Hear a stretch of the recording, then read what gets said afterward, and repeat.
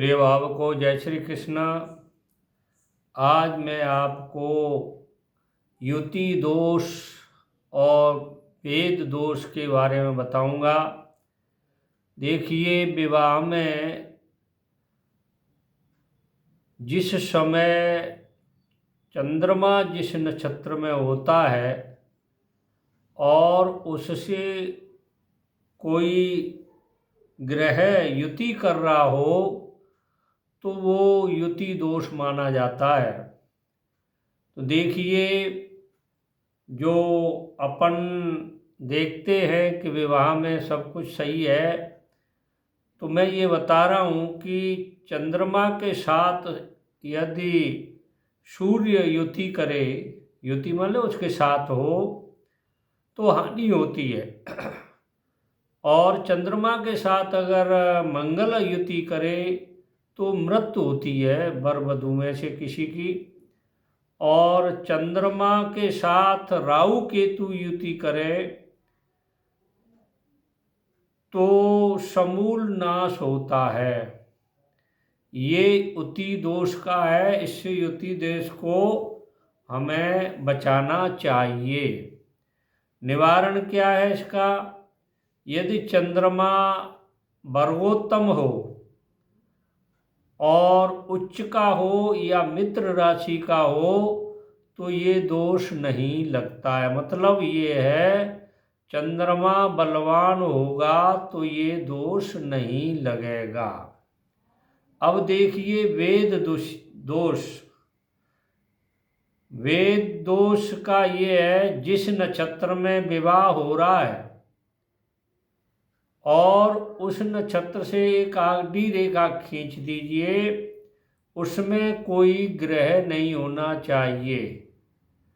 अब मैं देखिए आपको बताता हूँ कि वेद कब होता है। अश्विनी नक्षत्र का वेद होता है पूर्व फाल्गुन से, अभिजित का वेद होता है रोहिणी से, और कृतिका का भेद होता है विशाखा से, मृगशिरा का भेद होता है उत्तराषाढ़ा से, आद्रा का भेद होता है पूर्वाषाढ़ा से, पुनर्वसु का भेद होता है मूला से, पुष्य नक्षत्र का भेद होता है ज्येष्ठा से, अश्लेषा का भेद होता है घनिष्ठा से, और मघा का भेद होता है श्रवण से, रेवती का भेद होता है उत्तरा फाल्गुन से, और हस्त का भेद होता है उत्तरा भाद्रपद से, स्वाति का भेद होता है शतविशा से, चित्रा का भेद होता है पूर्वा भाद्रपद से। अब चलो इसके चक्कर में नहीं पड़े कौन किसका किसका भेद किससे होता है। मैं ये बताना चाहता हूँ कि सूर्य का अगर भेद होता है, सूर्य का अगर भेद होता है उस नक्षत्र में होता है तो कन्या विधवा होती है, और मंगल का भेद होता है तो कुलहीन होती है, कुल का नाश होता है। बुध का भेद होता है तो लड़की बंध्या होती है, औलाद पैदा नहीं होती, और गुरु का भेद होता है तो सन्यासिनी होती है। शुक्र का भेद होता है तो उसके पुत्र नहीं होता, पुत्री ही होती हैं। शनि का भेद होता है तो दुखी रहती है, और राहु का भेद होता है तो वो है पर पुरुषगामिनी होती है, पर पुरुषगामिनी होती है।